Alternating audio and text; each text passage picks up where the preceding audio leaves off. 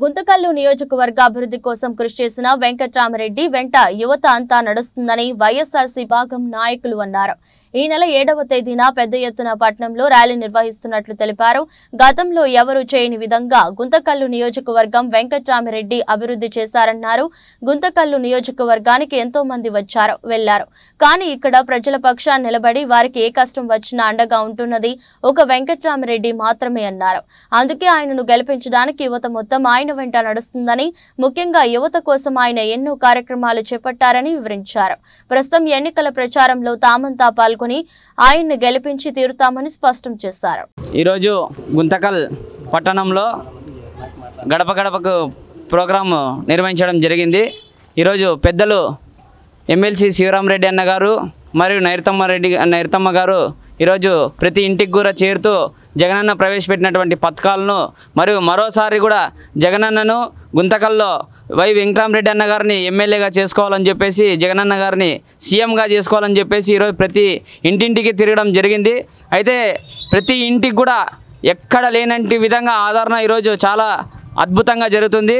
ఎందుకంటే జగనన్న గారు ప్రవేశపెట్టినటువంటి పథకాలు ఈరోజు ప్రతి ఇంటికి కూడా కుల మతాలు వివక్షత లేకుండా, పార్టీలు చూడకుండా, ఏ రాజకీయాల పార్టీలు సంబంధం లేకుండా ప్రతి ఒక్కరు కూడా ఈరోజు పథకాలు అందుతున్నాయంటే ఆ గొప్పతనం కేవలం జగనన్న గారిదే అని చెప్పేసి ఈరోజు సగర్వంగా మనం చెప్పాల్సినటువంటి పరిస్థితి ఉంది. అంతేకాకుండా ఈ రాష్ట్రానికి జగనన్నే మరోసారి గెలవాలని చెప్పేసి 175 స్థానాలకు 170 స్థానాలు గెలవబోతున్నాం.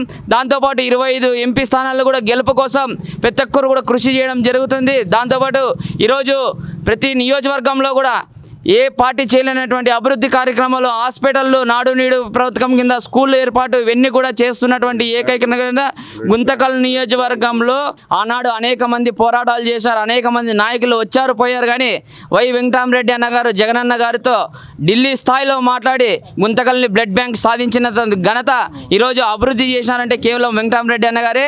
అనేకమైనటువంటి పథకాలతో పాటు ఈరోజు రోడ్లు వేయటం కానీ, అభివృద్ధి కార్యక్రమం నిర్వహించడం ఘనత కేవలం వై వెంకట్రామరెడ్డి అన్న గారికి దక్కుతుందని చెప్పేసి మేము తెలియజేస్తున్నాము.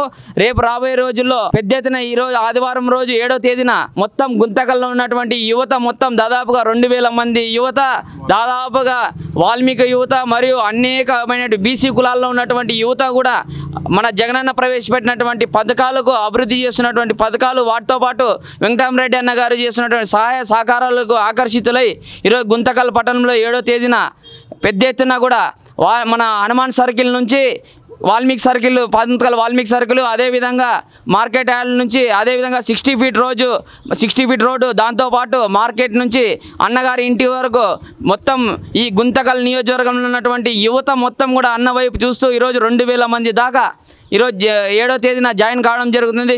వాల్మీకి శివ ఆధ్వర్యంలో లోకల్గా ఈ గుంతకల్ పట్టణానికి ఏదైనా చేయాలంటే కేవలం వెంకట్రామరెడ్డి అన్నతోనే సాధ్యమవుతుందని చెప్పేసి ఈరోజు మేము తెలియజేస్తున్నాం. గుంతకల్ నియోజకవర్గానికి సరైన నాయకుడు ఎవరైనా ఉన్నారంటే కేవలం వెంకట్రామరెడ్డి అన్నగారే.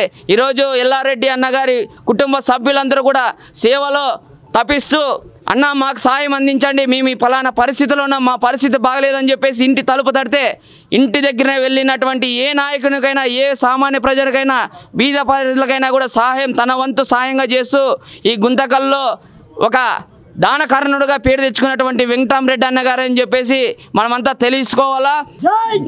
జగన్ గారికి, వెంకట్రామరెడ్డి అన్న గారికి భారీ మెజార్టీతో గెలిపించుకుంటామని తెలుసు. జై జగన్, జై వైవిఆర్ అన్న గారు, జై శివరామరెడ్డి అన్న గారు.